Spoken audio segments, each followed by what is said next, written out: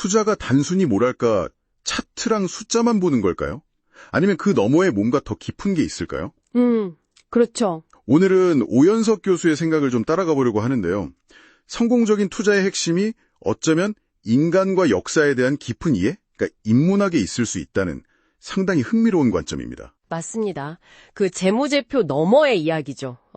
인간 심리라든지 또 역사의 어떤 패턴들 그리고 철학적인 질문 같은 것들이 어떻게 투자 결정이랑 연결될 수 있는지. 오 교수가 딱 강조하는 말이 투자의 바탕은 인문학이다 이거거든요. 아, 투자의 바탕은 인문학이다. 네. 단순히 책 많이 읽는 거랑은 또 다른 차원의 얘기입니다. 인문학적 투자. 이게 참 흥미로운데 근데 구체적으로 어떤 의미일까요? 듣는 분들도 인문학이 어떻게 실제 투자 수익으로 이어질 수 있는지 궁금해하실 것 같아요. 네, 그 핵심은 사실 여러 사고방식이 이렇게 결합된 건데요. 첫째는 미래의 큰 흐름을 읽는 뭐랄까 통찰력 그리고 거기에 대한 확신이에요. 통찰력과 확신이요? 네, 예를 들어 오 교수는 이미 2014년에 AI가 중요해질 거라는 걸 딱 보고 관련 투자를 시작했어요. 근데 이게 단순히 기술 트렌드 분석만은 아니었을 거라는 거죠. 아, 그 이상이 있다. 그렇죠. 기술이 사회랑 인간에게 미칠 영향 같은 걸 상상하는 그런 인문학적인 상상력이 작용한 결과일 수 있다는 겁니다. 역사를 보면 기술 혁신이 사회를 어떻게 바꿨는지 그런 패턴들이 보이거든요. 미래를 보고 확신을 갖는다는 거 중요하죠. 근데 100% 확신이라는 게 이게 현실적으로 가능한가요? 그러다가 또 기회를 다 놓치는 건 아닐지. 아, 바로 그 지점입니다. 오 교수가 제프 베조스의 68% 규칙을 빌려서 설명을 해요. 68%요? 네, 모든 정보가 완벽해질 때까지, 그러니까 100% 확신을 기다리지 말라는 거죠. 한 68% 정도. 그 정도 가능성이 보이고 이해가 되면 그냥 과감하게 실행에 옮기라는 겁니다. 오 교수가 딱 믿는 말이 68% 정도 생각이 완성되면 실행하라. 이거예요. 68%. 특히 요즘처럼 변화가 엄청 빠르잖아요. 이럴 때는 불확실성을 좀 받아들이는 태도가 중요해요. 어쩌면 이것도 역사가 주는 교훈일 수 있죠. 완벽한 계획보다는 적응이 중요했던 순간들 많았으니까요. 68% 확신으로 시작한다면 뒤집어 말하면 실패 가능성도 한 32%는 된다는 건데 그 위험은 어떻게 관리해야 할까요? 그래서 실패에 대한 유연한 대처가 필수적이라고 강조합니다. 68%로 시작했는데 진행하다 보니까 이게 좀 아니다 싶으면 네. 예를 들어 90% 정도 진행된 시점이라도 미련 없이 방향을 확 트는 결단력 이게 필요하다는 거예요. 오 교수 말처럼 안 되는 걸 가지고 100을 만들려고 하지 마라 라는 태도죠. 아, 안 되는 걸 억지로 끌고 가지 마라. 그렇죠. 빨리 배우고 또 필요하면 빨리 포기하는 것도 중요한 능력이라는 겁니다. 실현과 포기의 유연성, 이것 말고 인문학적 사고가 투자에 기여하는 또 다른 방식이 있을까요? 네, 2차적 사고, 세컨드 오더 띵킹 능력입니다.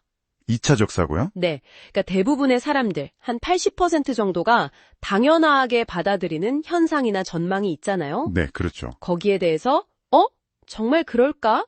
다른 가능성은 없나? 이게 나중에 예상치 못한 결과를 가져오진 않을까? 하고 한 단계 더 깊이 생각하는 힘이죠. 이게 뭐랄까 철학적인 회의주의나 사회 현상의 이면을 보려는 그런 시선과도 좀 맞닿아있어요. 군중 심리에서 벗어나서 좀 소수의 관점까지 고려하는 그런 균형 감각이군요. 맞습니다. 단순히 남들과 다른 게 생각하는 걸 넘어서 그 이면의 구조나 숨겨진 의미까지 파악하려는 노력이죠. 그렇군요. 그리고 여기에 역사에 대한 이해가 더해집니다. 워렌 버핏이나 제프 베이조스 같은 성공한 인물들의 과거 의사결정, 또 그들의 철학을 공부하는 건 단순히 옛날 사례 학습이 아니에요. 네.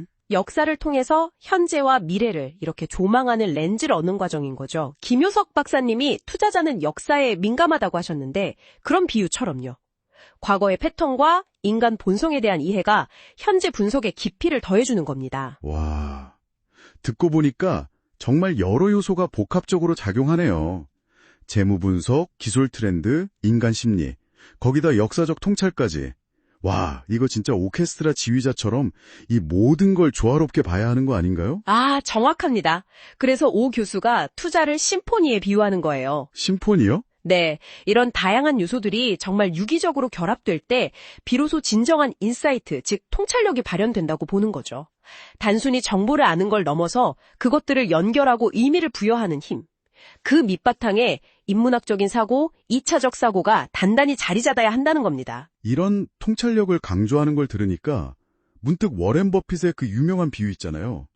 좋아하는 공만 기다렸다 쳐라 하는 절제된 타자 비유. 그거랑은 어떻게 연결될까요?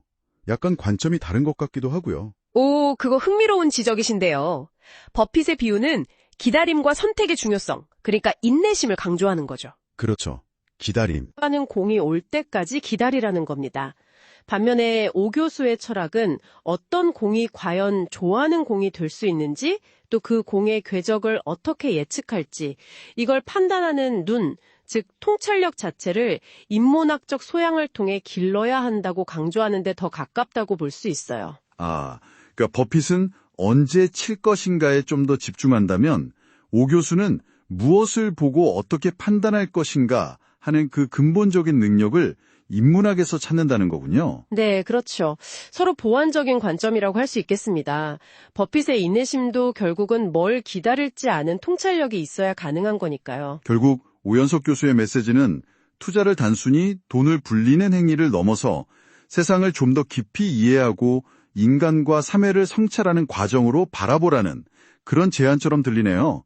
당신에게도 투자가 혹시 그런 의미가 될 수 있을까요? 네, 맞습니다. 오늘 오 교수의 여러 생각들을 살펴봤는데요. 당신이 앞으로 투자를 하거나 혹은 그냥 세상을 바라볼 때 꼭 기억하고 활용했으면 하는 핵심은 이 한 문장으로 요약될 수 있을 것 같습니다. 네, 그게 뭔가요? 인문학으로 투자하라. 어쩌면 이것이 급변하는 세상 속에서 길을 잃지 않고 본질을 꿰뚫어 볼 수 있는 당신만의 지혜가 될 수 있을 겁니다.